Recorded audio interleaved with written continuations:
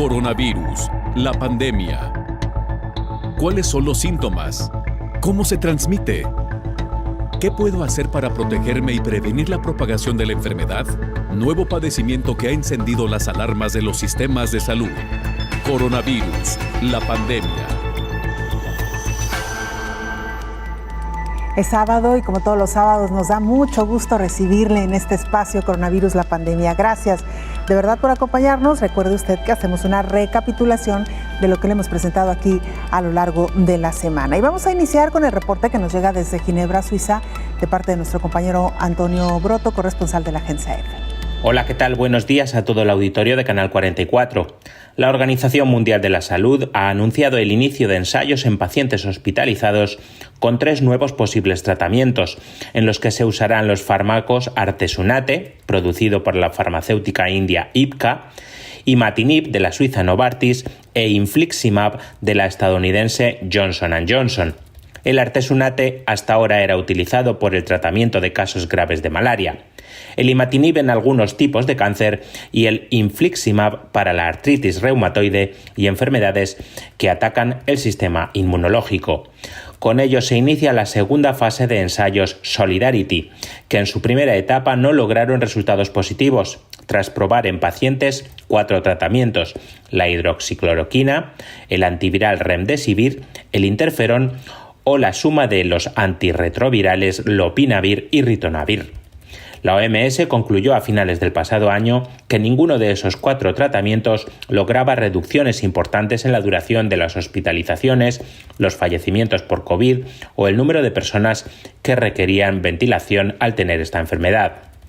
En contraste con el rápido desarrollo de las vacunas anti-COVID, con más de una decena ya en uso globalmente, la OMS reconoce por ahora solo 2 tratamientos como efectivos para los casos graves de COVID: la dexametasona, un corticosteroide, y la utilización de antagonistas de interleucina 6. Respecto a las vacunas anti-COVID, la OMS informó asimismo que en septiembre podría aprobar el uso de emergencia de la desarrollada por el laboratorio indio Bharat Biotech. Hasta ahora la OMS ha aprobado el uso de emergencia en 6 vacunas: la de Pfizer-BioNTech, Moderna, AstraZeneca, Johnson & Johnson, Sinovac y la desarrollada por Sinopharm en sus laboratorios de Pekín. La OMS indicó que otras 5 vacunas están en proceso de revisión por parte de los expertos de esta organización. Otra elaborada por Sinopharm, en este caso en sus laboratorios de Wuhan, la también china CanSino, la desarrollada por Sanofi Pasteur y 2 de Novavax, una de ellas en colaboración con el Serum Institute of India. La aprobación de uso de emergencia da a estas vacunas la posibilidad de entrar en el programa COVAX, creado por la OMS en cooperación con otras agencias para distribuir a bajo precio y de forma equitativa dosis de vacunas anti-COVID en todo el mundo. La semana pasada, el mundo registró 4,2 millones de nuevos contagios de COVID, un aumento del 4% con respecto a los 7 días anteriores, aunque en regiones como Europa o el sur de Asia los casos descendieron. El lugar donde los casos aumentaron más rápidamente fue Asia Oriental, con 375.000 nuevos contagios, un 19% más, mientras que en América hubo 1,3 millones, un 14% más. Reportó desde Ginebra Antonio Broto para el programa Coronavirus, la pandemia. Grandes retos enfrenta el sistema educativo mundial. Por un lado, evitar que los estudiantes se contagien de COVID-19 y evitar bajos niveles de aprendizaje y de deserción. Un curso escolar más en riesgo, aunque los gobiernos instan a retornar al programa educativo 2021-2022 mundial, científicos en salud mantienen el llamado de alerta ante el aumento de casos debido al levantamiento de las restricciones. Los países de América y Europa mantienen un repunte de casos desde que inició el verano ante los diferentes factores de riesgo gubernamental social. En estas olas pandémicas registradas en diferentes naciones, la juventud y adultos jóvenes han sido los más afectados. Aunque este año comenzó la aplicación de la vacuna anti-COVID-19, aún en estudio para el virus coronavirus de origen y en análisis para las otras variantes, no se alcanza la inmunidad colectiva, lo que pone en riesgo al planeta. En las últimas semanas se ha vivido un panorama crítico que los científicos se han pronunciado por el distanciamiento aún de las clases. Sin embargo, otras voces exigen ya regresar a pesar de que las niñas, niños, adolescentes y jóvenes no estén vacunados. El sistema educativo 2021-2022 por segundo año consecutivo tiene retos debido a la COVID-19, a unos días de que comience el camino escolar. Centros y profesorado preparan la reapertura en escuelas, institutos, centros y universidades. Si bien las guarderías y algunos colegios privados ya han abierto sus puertas al alumnado. Desde el año pasado se han establecido protocolos para que los centros abran sus puertas bajo estrictas medidas sanitarias, entre las que destacan el uso obligatorio de mascarillas a partir de los 6 años y la limpieza de manos continua entre el alumnado, docentes y personal escolar. La frecuente ventilación de las aulas y lineamientos sobre cómo actuar en casos de contagios, como recomienda la Organización Mundial de la Salud. En el primer semestre del año en curso, algunos espacios abrieron sus puertas siguiendo las medidas sanitarias, pero también tuvieron que cerrar por los contagios que se presentaron. La mira para este mes de agosto está de nuevo en la reapertura, aunque algunos expertos pronostican que las infecciones aumentarán de manera considerable en algunos países tras el retorno de las vacaciones. En algunas naciones europeas han dado fin al llamado sistema educativo burbujas para el próximo 16 de agosto. A partir de esa fecha, solo aquellos que den positivo por COVID-19 tendrán que aislarse. Quienes tienen la vacuna COVID-19 permanecerán en los planteles. En algunos lugares europeos, las reglas de aislamiento para las escuelas han sido controvertidas al retirar a cientos de miles de alumnos para aislarse por sí mismos, aunque solo una fracción tenga COVID-19. En medio de la gran ola pandémica de COVID-19, las voces se dividen a favor y en contra del retorno a clases bajo la bandera blanca, mientras otras se pronuncian por un regreso a clases seguro y de lo contrario los efectos serían catastróficos. En el ciclo escolar 2021-2022, el reto y las medidas a establecer deben ser vinculantes e integrales, por un lado, para prevenir contagios en los escolares y, por otro lado, seguir el camino de la escuela para evitar deserciones y bajo nivel de aprendizaje. Informó Isaura López Villalobos.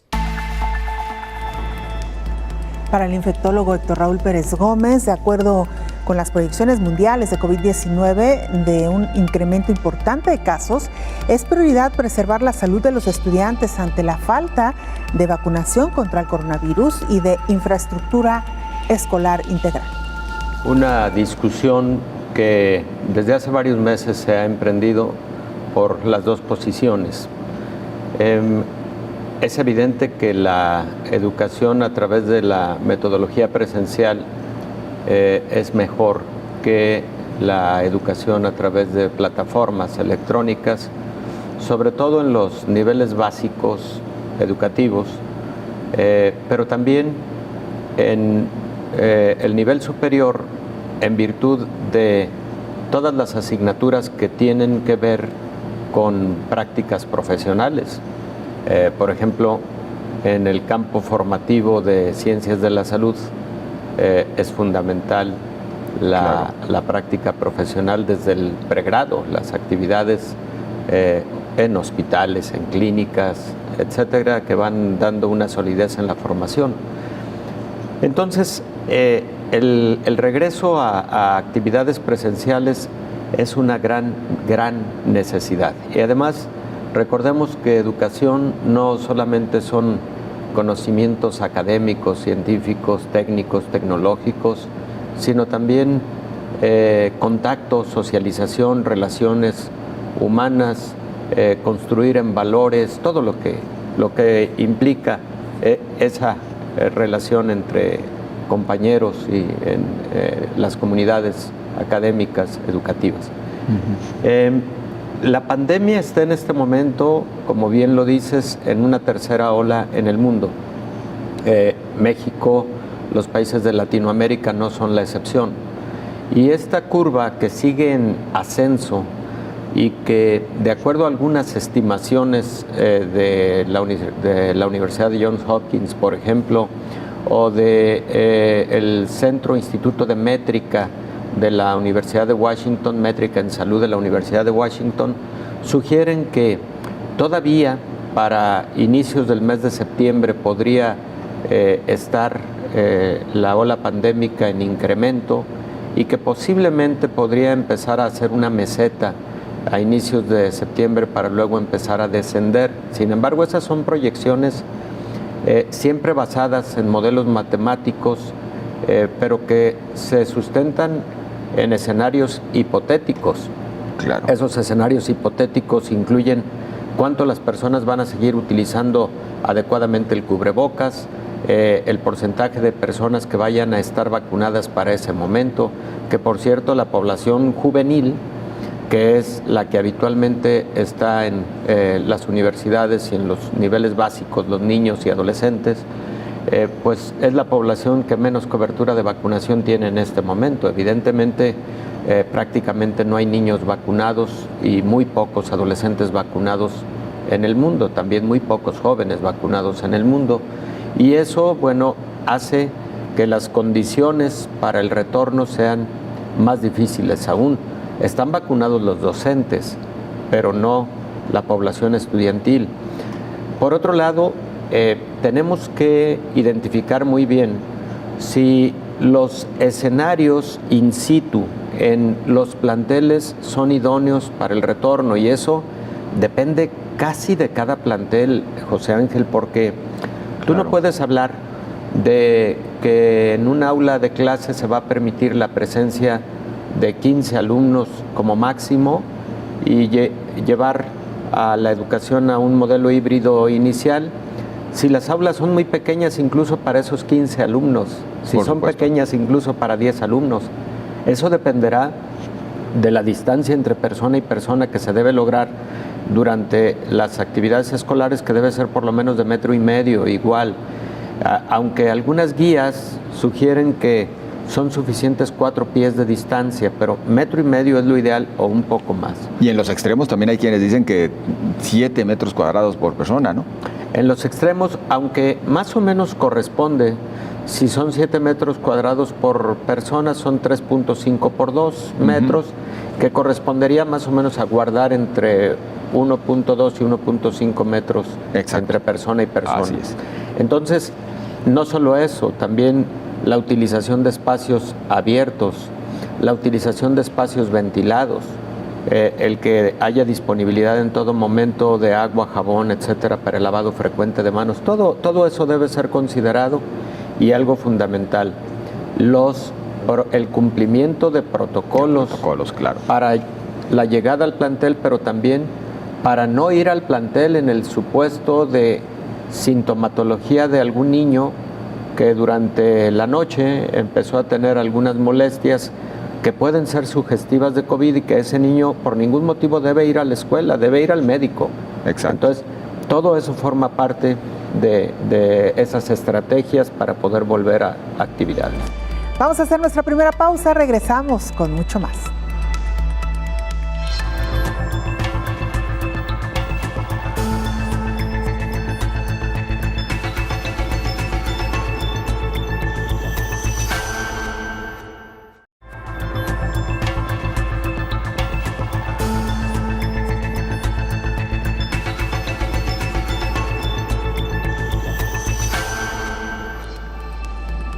Vaya predicamento en el que esta pandemia ha colocado a los padres de familia, y por qué no decirlo también al sector educativo. Los padres de familia reportan ya retrocesos, no solamente en el aprendizaje de sus hijos, que luego de año y medio de pandemia han tenido que seguir, la mayoría de ellos, clases virtuales, también retrocesos en otros ámbitos de la vida cotidiana. Los niños han tenido muchas pérdidas en esta pandemia, como el juego con sus amigos y otras rutinas muy apreciadas por ellos. Entonces los comportamientos agresivos, aprender a usar el baño, dormir y dificultades para manejar la ira, la tristeza, ansiedad, se han vuelto cada vez más comunes.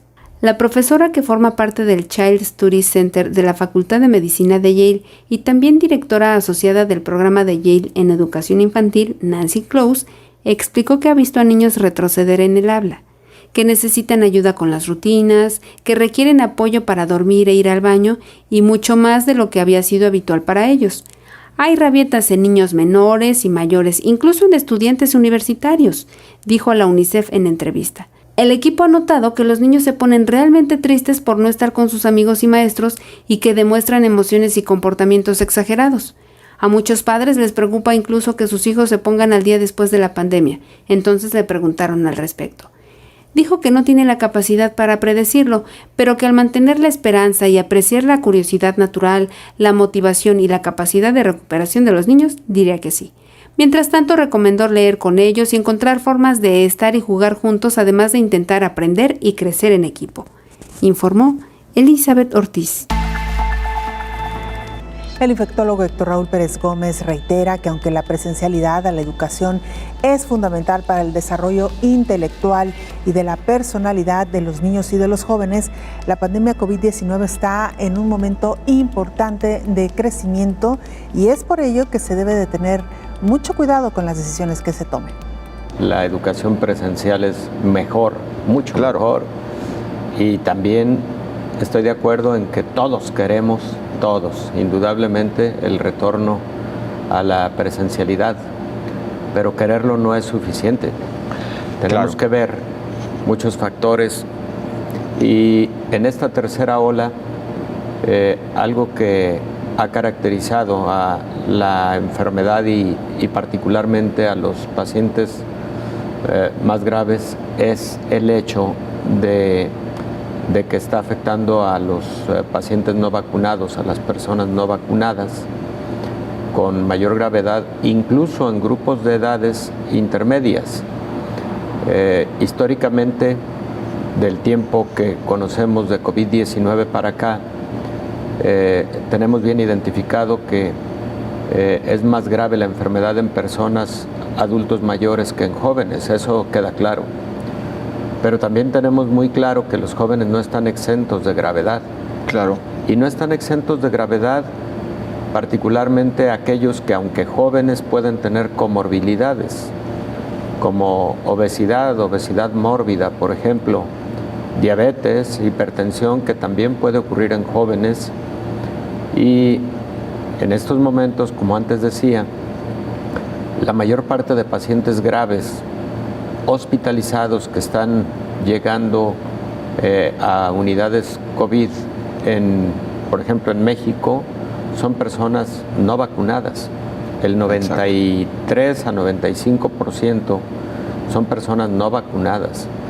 Y dentro del grupo de personas no vacunadas está la población pues menor de 25 años de edad o de 29 años de edad, al menos.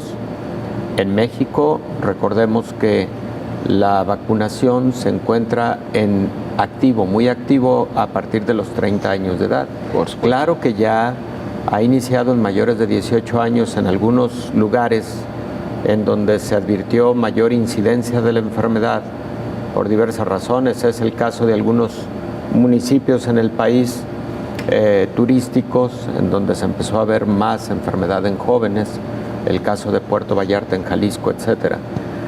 Pero en general, la población menor de 30 años de edad tiene una cobertura de vacunación todavía mínima y puede ser población muy susceptible de enfermedad con gravedad, y de igual manera es el mismo grupo poblacional que está en las universidades y escuelas de educación básica. En ese sentido, en lo que hay que trabajar es en desincentivar esas otras actividades sociales, porque efectivamente si no están acudiendo a actividades escolares por protección, pero por otro lado en la tarde o tarde-noche vemos reuniones entre jóvenes que no guardan las medidas de precaución y de prevención de la enfermedad, etcétera, pues ahí estamos ante una contradicción de toda índole, ¿no? Una contradicción social, una contradicción de política pública, una contradicción pues de conciencia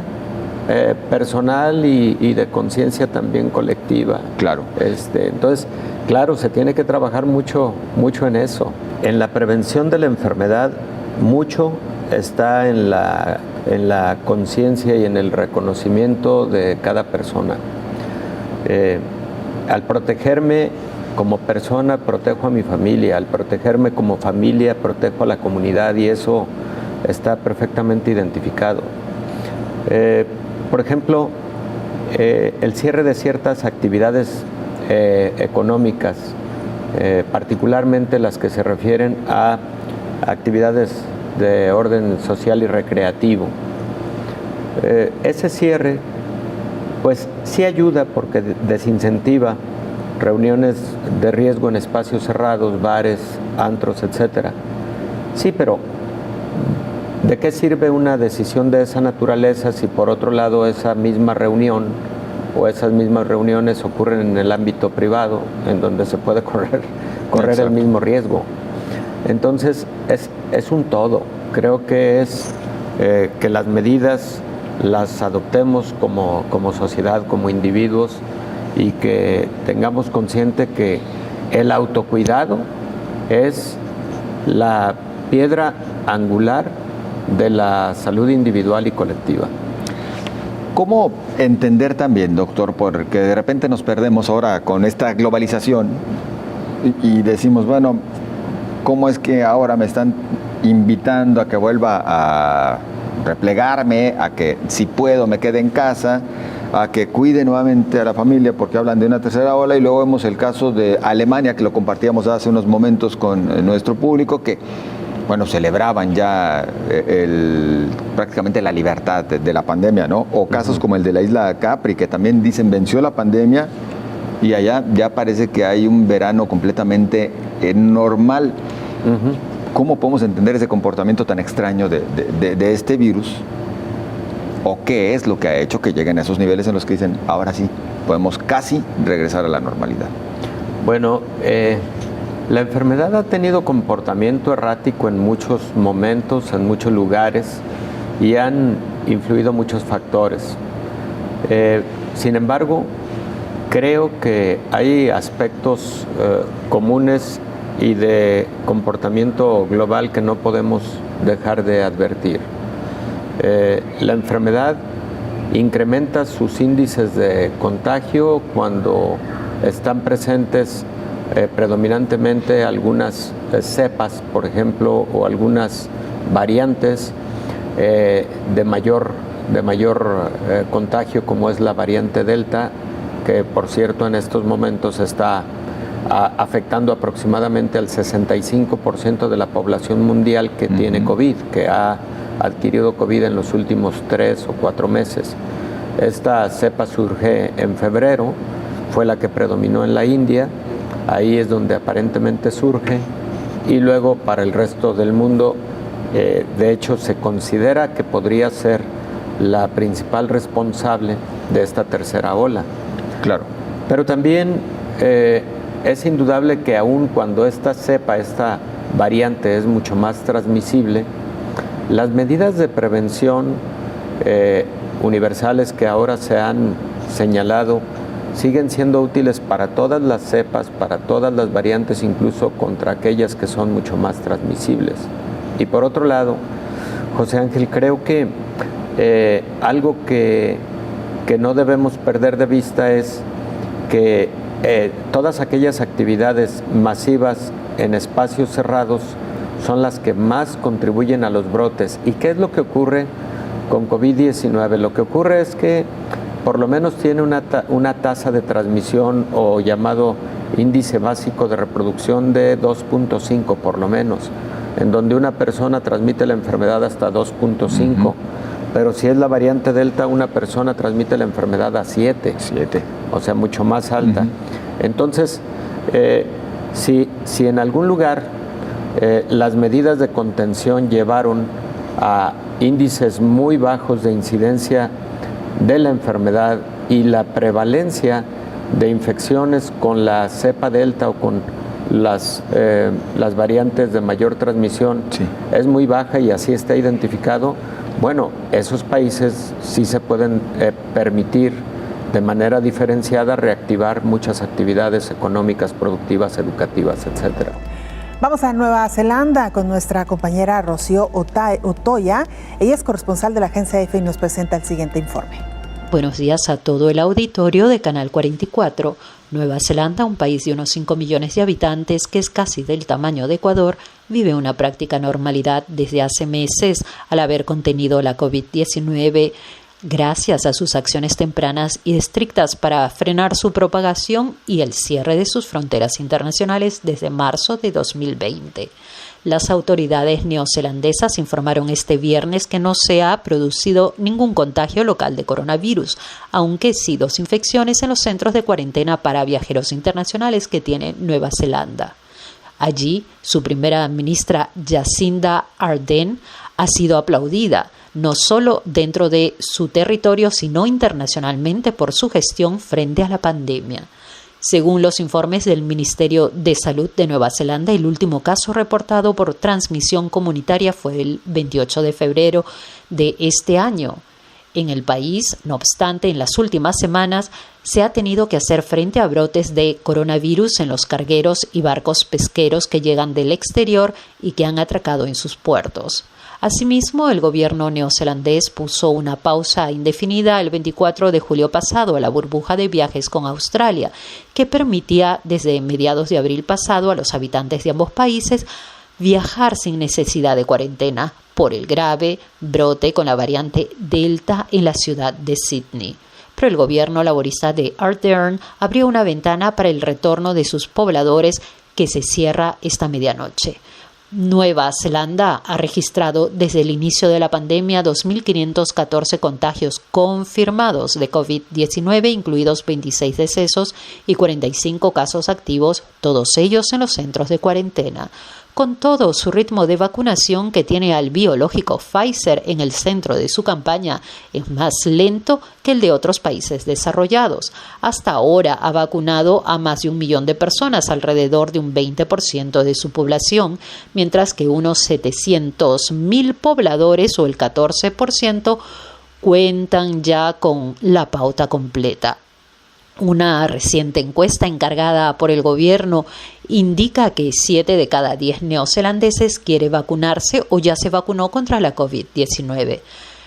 Pero grupos que se oponen a las vacunas o los negacionistas de la pandemia han intentado hacer campañas en lugares como las escuelas. Incluso Facebook eliminó la página Voices for Freedom o Voces por la Libertad, que tenía unos 12.000 seguidores, por desinformar respecto a la COVID-19. Reportó desde Sydney, Australia, Rocío Toya para el programa Coronavirus, la pandemia. Vamos a la pausa, volvemos.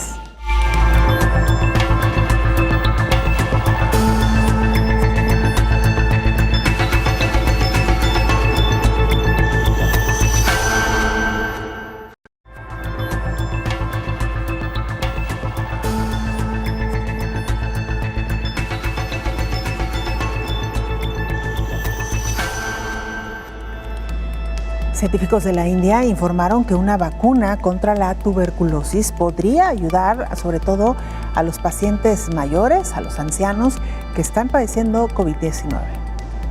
Circulan resultados de un nuevo estudio que realizaron científicos de la India, donde dicen haber comprobado que una vacuna de la tuberculosis ya conocida puede ayudar a los ancianos a protegerse de la COVID-19. La Bacillus calmette-guerin, conocida como la BCG, es una antigua vacuna de la tuberculosis basada en el uso del patógeno vivo atenuado. Durante los años que su uso estuvo extendido, se vio que esta vacuna de la tuberculosis era eficaz, pero no solo contra esa enfermedad, también parecía proteger a los vacunados de otras afecciones respiratorias. El motivo, según explican estos científicos, es que aparte de la respuesta específica, también parece generar una inmunidad inespecífica. Investigadores del Instituto Nacional de Investigación en Tuberculosis y el Instituto Nacional de Epidemiología de la India decidieron comprobar si también podría ser útil contra la COVID. Los autores del estudio reunieron a 82 voluntarios con edades comprendidas entre los 60 y los 80 años. A la mitad se les administró la vacuna de la tuberculosis, mientras que a la otra mitad se les inyectó un placebo. Después de un mes, se recogieron muestras de sangre de todos ellos. El objetivo era analizar los niveles de determinados componentes del sistema inmunitario relacionados con la inflamación. observaron que, si bien se encontraba en los dos grupos, los niveles eran mucho más bajos en quienes habían recibido la vacuna de la tuberculosis en vez del placebo.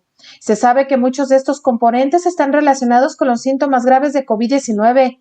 Por eso, los autores del estudio creen que esta vacuna podría dar cierta protección a los ancianos que aún siguen esperando recibir alguna de las vacunas del coronavirus. Es primordial que las reciban cuanto antes. De hecho, la Organización Mundial de la Salud ya ha pedido a los países ricos que donen sus excedentes en vez de optar por una tercera dosis que ni siquiera parece ser necesaria de momento, informó Rocío López Fonseca. El infectólogo Héctor Raúl Pérez Gómez informa que la tercera ola de la pandemia es diferente de las pasadas con la cobertura de vacunación, particularmente en los adultos mayores. Sí lo es, porque esta tercera ola de pandemia llega en un momento en el que el porcentaje de adultos mayores en todo el mundo vacunados es un porcentaje por arriba del 70%. Al menos países como México han logrado una cobertura cercana al 80% en adultos mayores, con incluso esquema completo de vacunación. Eso es lo que ha generado que en esta pandemia las personas que tienen mayor prevalencia de la enfermedad o incidencia de la enfermedad sean grupos de edad menores en donde la vacunación no ha tenido una cobertura suficiente. Claro. Entonces sí, definitivamente estamos viendo menos adultos mayores con COVID-19 y los adultos mayores que estamos viendo con COVID-19, la mayor parte de ellos vacunados, afortunadamente con enfermedades leves a leve moderada, que no están requiriendo habitualmente hospitalización, hay excepciones. Y también lo que estamos viendo es que aquellos adultos mayores que no se vacunaron sí están llegando a hospitales en situación de gravedad y con altos niveles de letalidad, claro. Pero adultos mayores que no recibieron vacunación. Es decir, si tuviéramos que hablar de la efectividad de la vacuna, el mejor ejemplo es justamente este grupo de edad, claro. El de los adultos mayores. Claro, fíjate que todo lo relativo a la eficacia que estuvimos hablando de las vacunas, por ejemplo, a finales del año pasado, cuando habían concluido muchos ensayos clínicos de fase 3 y habían en sus resultados dado evidencia de alta efectividad, ahora lo estamos comprobando en el escenario real, en la vida real, con esta tercera ola de la pandemia. Los vacunados, si enferman, están enfermando de forma leve y habitualmente no están llegando a hospitales, no están necesitando hospitalización o no están enfermando las personas con antecedente de vacunación. Y lo contrario, los no vacunados, de todos los grupos de edad, los no vacunados son quienes están teniendo más porcentaje de gravedad y mayor riesgo de llegar a hospitalización. Doctor, obviamente un adulto mayor que aún vacunado tenga alguna comorbilidad, pues sí corre riesgo de, claro, aunque fuese este COVID leve, tener algún otro tipo de complicación. Definitivamente, aquí entra otra variable fundamental que es la comorbilidad. Las comorbilidades que están plenamente descritas en todo el mundo y además publicadas en diversas investigaciones académicas, como por ejemplo una que hizo un estudio sistemático, multicéntrico, etcétera, publicada por los Centros para Control de Enfermedades a inicios de este año, nos habla de que enfermedad cardiovascular, enfermedad cerebrovascular, diabetes, enfermedad pulmonar obstructiva crónica, insuficiencia renal crónica y el antecedente de tabaquismo y obesidad son los principales factores de riesgo. Entonces, una persona vacunada, pero que tiene alguno de estos factores de riesgo, sí podría llegar a tener un comportamiento de gravedad. Además, te explico por qué motivo. Porque también algo pertinente de investigar y que seguramente están por aparecer algunas publicaciones al respecto es la forma diferenciada en que puede comportarse la vacuna de acuerdo a factores de riesgo. Vamos a Guatemala para que nuestro compañero Javier Corleto, jefe de TV USAC de Guatemala, nos presente el siguiente informe. Hola amigos del programa Coronavirus la Pandemia. Desde Guatemala les enviamos un abrazo fraterno. Este es el reporte de coronavirus del 4 al 11 de agosto del 2021. En Guatemala los datos son los siguientes: 391.118 casos acumulados, 343.189 recuperados, 37.118 casos activos y 10.808 fallecidos. El presidente Alejandro Yamatei confirmó el lunes 9 de agosto que hay 14 casos de la variante Delta del coronavirus en el país. Esta cepa es una de las 4 que la Organización Mundial de la Salud ve con preocupación, de las 11 que circulan en el mundo y de las 6 que están presentes en Guatemala. ¿Qué rasgos distinguen a la Delta de la variante original del COVID-19? Según expertos, es más contagiosa, puede provocar enfermedades más graves, tiene 3 síntomas principales y es más potente frente a la vacuna. La vacunación aún no es suficiente para frenar la ola de contagios y muertes por COVID-19 en el país. Aunque el ritmo de vacunación contra el COVID-19 se aceleró desde mayo, los cambios en el mapa epidemiológico aún no son evidentes y por el contrario demuestran que existe el doble de contagios que en julio del 2020. Autoridades hospitalarias y demás gremios médicos han demostrado tener poca recuperación ante la confirmación de la variante Delta en el país y dicen que la meta de vacunación debe servir para asegurar la inmunización efectiva a nivel nacional. Además, la vacunación debe ir acompañada del cumplimiento de medidas sanitarias y el uso obligatorio de mascarilla. De lo contrario, el país no podrá verse inmunizado por completo antes del 2023. La población meta a vacunarse en el país es de 10.600.000 personas y para asegurar esa inmunización general se debe cumplir con la vacunación por lo menos del 70% de esta población.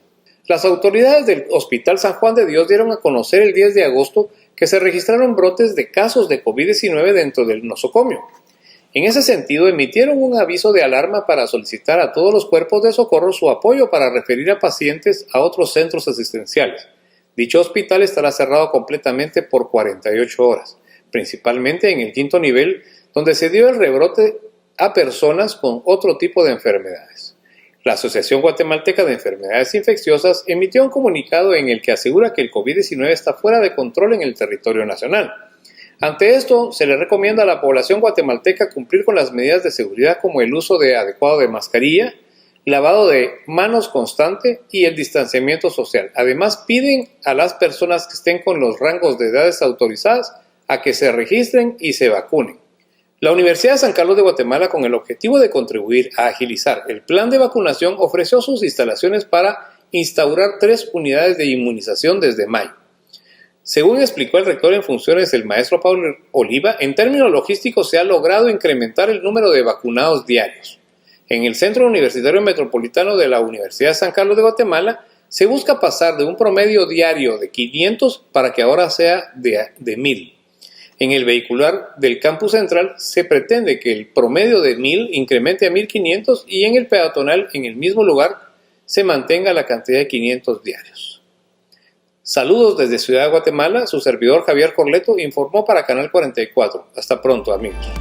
En Estados Unidos, algunas empresas comenzaron ya a pedir certificado de vacunación a sus trabajadores. Las grandes empresas de Estados Unidos han comenzado a exigir a sus trabajadores la vacuna contra la COVID-19, en algunos casos pasando del incentivo a la obligatoriedad en vista del repunte de casos que amenazan con obstruir su reapertura. Ante el inquietante incremento de casos de coronavirus en el país, donde ya hay unas 100.000 infecciones diarias, muchas compañías están aplicando normas de vacunación para sus empleados tras el ejemplo de la Administración Federal y de otras estatales y locales. Los empleados públicos y trabajadores sanitarios de estados como Nueva York han sido los primeros en recibir requisitos de vacunación contra COVID o pruebas semanales, y ahora esos mandatos llegan al sector privado, que ha evitado durante meses imponer medidas de este tipo. Con la mitad de la población estadounidense completamente vacunada, sigue habiendo más de 90 millones de personas elegibles que no han recibido ningún pinchazo, y el tiempo corre en contra de la propagación de variantes más transmisibles que podría sortear la efectividad de los preparados disponibles. Entre las empresas más estrictas está la aerolínea United Airlines, que esta semana dio la orden a su plantilla de 67,000 trabajadores en Estados Unidos de aportar prueba de inmunización completa como muy tarde a finales de octubre, con excepciones de salud o religión. De manera similar, la procesadora cárnica Tyson Food, con 120,000 empleados y menos del 50% inmunizados después de meses de esfuerzo, también ha dicho a sus trabajadores que deben estar vacunados antes del 1 de noviembre como condición de empleo.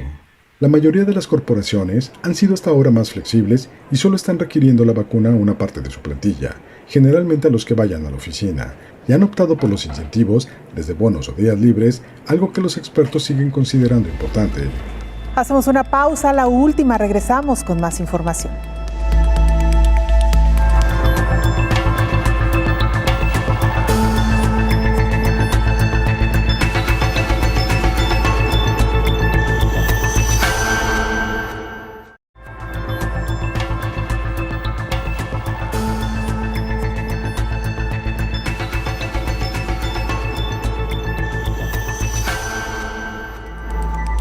La letalidad en adultos mayores en México casi llegó a la mitad.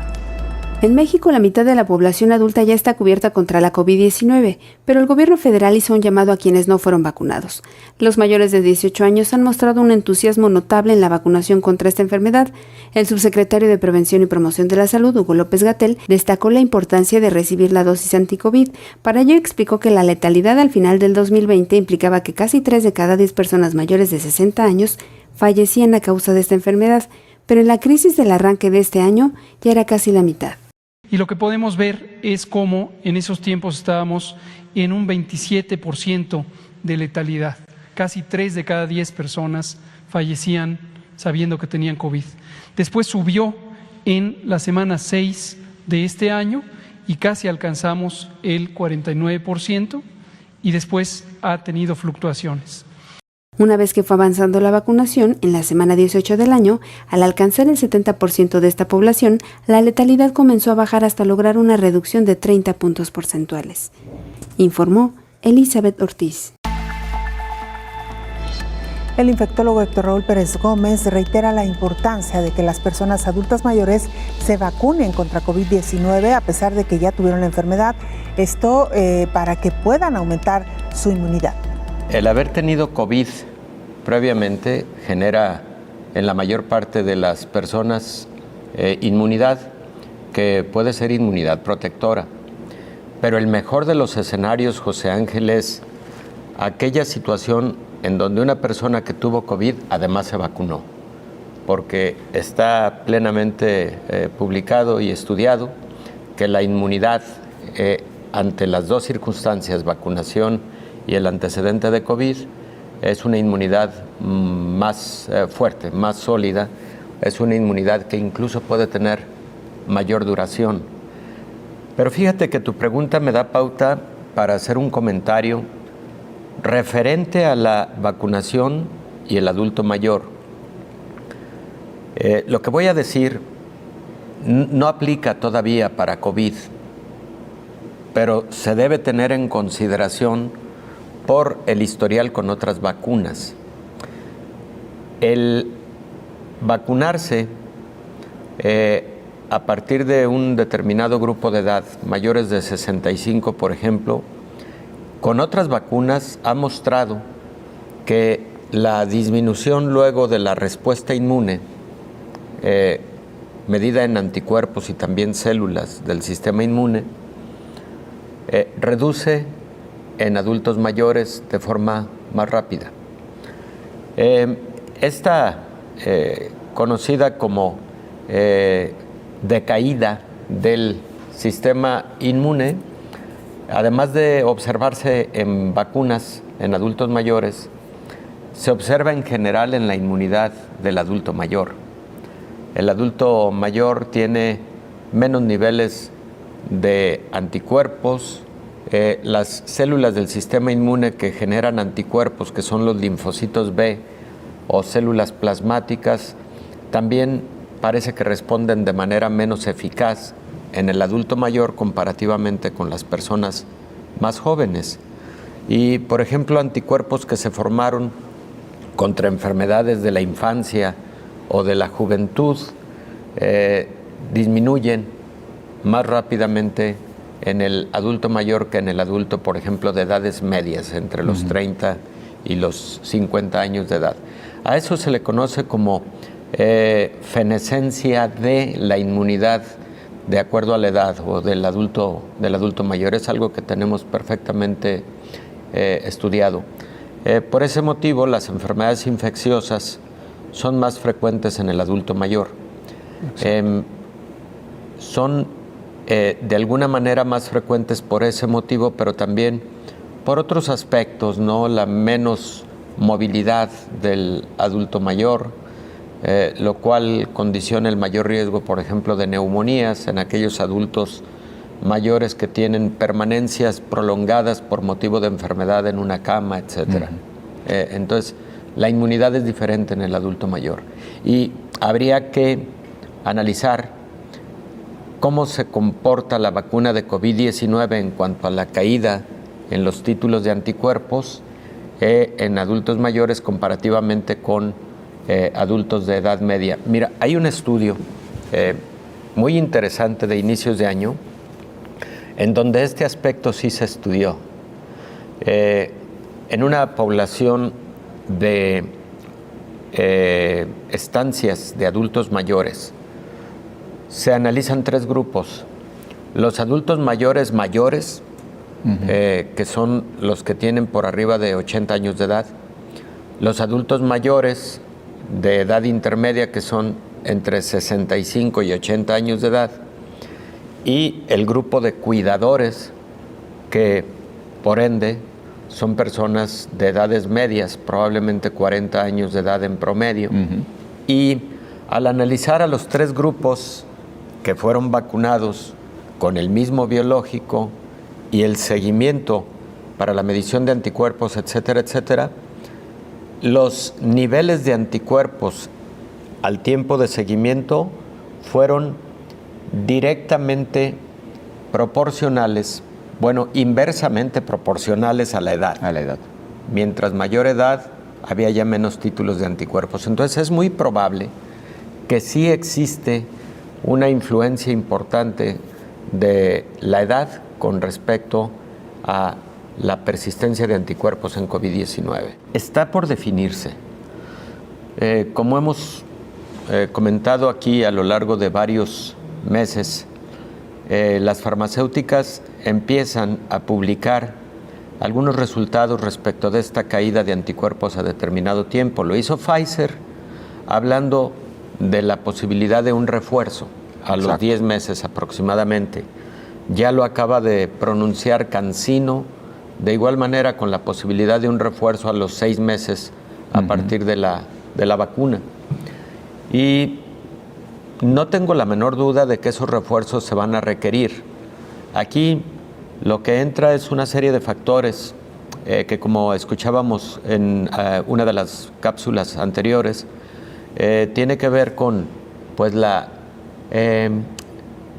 ética, la equidad en el mundo, porque mientras que existen países que llevan un avance de vacunación superior al 80%, como el caso de los Estados Unidos, superior al 50%, al menos con una dosis, como el caso de México, lamentablemente hay países que no han alcanzado ni un 10% de población vacunada. Entonces, ahí la Organización Mundial de la Salud pide que antes de una tercera dosis, mejor avancemos en la protección. Avance en la protección mundial.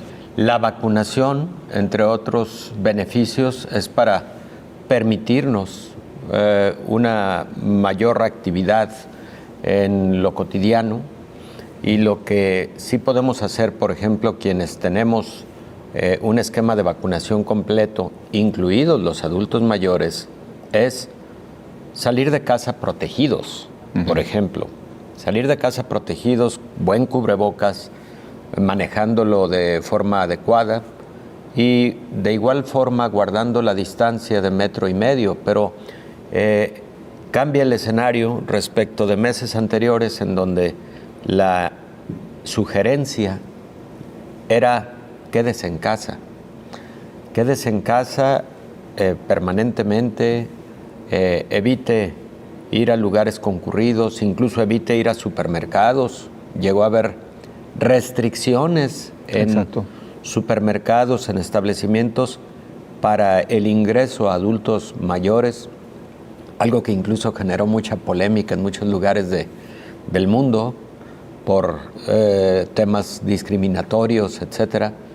Pero ahora, bajo el escenario de una persona con vacunación completa, la permisividad de otras actividades pues es mucho mayor, como el caso de salir, de poder entrar a establecimientos de esta naturaleza, cuidando las medidas que hemos comentado de uso de cubrebocas y distancia, que son las medidas más importantes, aún en el escenario de estar completamente vacunados, y eso aplica prácticamente para todos los grupos de edad. Claro.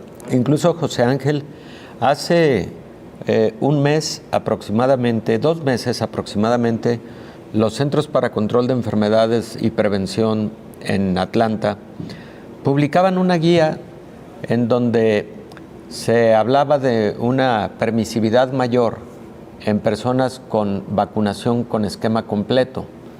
Y se decía que ya incluso podían estar en espacios abiertos sin utilizar cubrebocas, que podían tener reuniones familiares si todos estaban vacunados ya sin el uso de cubrebocas, etcétera.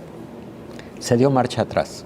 Claro. Hace aproximadamente 15 días se dio marcha atrás con respecto a esta guía. ¿Por qué motivo? Pues por lo que estamos viviendo, una tercera ola que está afectando a todo el mundo y una tercera ola que tiene otro ingrediente particular, que es la presencia en altos porcentajes de la variante Delta, una variante de mayor transmisión, como lo hemos platicado aquí, de hasta 3 veces más posibilidad de transmisión comparativamente con la cepa original descubierta en Wuhan en el año 2019. La isla de Capri venció a la pandemia. Turistas señalan que parece un verano normal. La temporada turística está en pleno apogeo en Capri, la pequeña isla frente a la costa de Nápoles, popular entre las estrellas de Hollywood. Fue una de las primeras en vacunar a toda su población para garantizar la máxima seguridad de los visitantes y los empleados del sector turístico. El número de clientes ha duplicado, si no triplicado, en comparación con el año pasado, dice este capitán de barco. Este año hay movimiento, se nota. Italia espera recibir 7,2 millones de visitantes entre junio y septiembre, lo que supone un aumento de más del 15% respecto al verano anterior.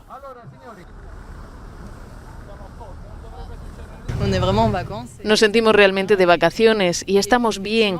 Aparte de la mascarilla que tenemos que llevar a menudo, no tenemos la impresión de que el virus interfiera en nuestras vacaciones. No nos estropea las vacaciones. Pese a este aire de vacaciones, nos espera que el sector turístico italiano recupere los niveles anteriores a la pandemia hasta finales de 2023 o principios de 2024. Antes del coronavirus, el país recibía cerca de 100 millones de turistas al año. Nos vamos, gracias por habernos acompañado. Le invitamos para que nos sintonice en la siguiente emisión de Coronavirus, la pandemia. Hasta entonces.